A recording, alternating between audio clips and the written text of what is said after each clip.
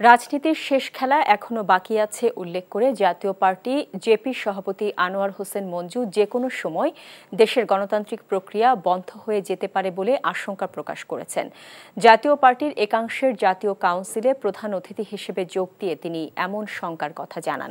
রাজধানীতে অনুষ্ঠিত এই কাউন্সিলে ব্যারিস্টার আনিসুল ইসলাম মাহমুদকে সভাপতি ও রুহুল আমিন হাওলাদারকে মহাসচিব হিসেবে নির্বাচিত করা হয়, আর মুজিবুল হক চুন্নুকে নির্বাহী চেয়ারম্যান করা হয়েছে। জাতীয় পার্টির চেয়ারম্যান জিএম কাদের ও মহাসচিব ব্যারিস্টার শামীম হায়দার পাটোয়ারির বিরোধিতা করেই এই কাউন্সিল আয়োজন করা হয়। আনোয়ার হোসেন মঞ্জু অভিযোগ করেন, বিদেশি নাগরিকরা সরকার পরিচালনা করছেন এবং যে কোনো সময় তারা রাতের আঁধারে বাংলাদেশ ছেড়ে পালিয়ে যাবেন। দেশ চলছে না, আমি মনে মনে ভাবি চলবে কি করে, গভর্নমেন্ট তো নাই, নন গভর্নমেন্ট হয়েছে গভর্নমেন্ট, আর উপদেশ দিচ্ছে কারা, যারা এই দেশে বসবাস করে নাই।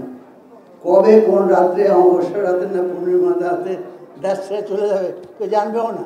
প্রান্তিক পর্যায়ে আমরা চলে এসেছি, এখন মনে হয় একটা শেষ খেলা হবে, সংঘাত অনিবার্য হবেই, সংঘাত সংখ্যাগ্রস্ত যে এই গণতান্ত্রিক প্রক্রিয়াটা কখন বন্ধ হয়ে যায়, যে কোনো মুহূর্তে এটা বন্ধ হয়ে যেতে পারে।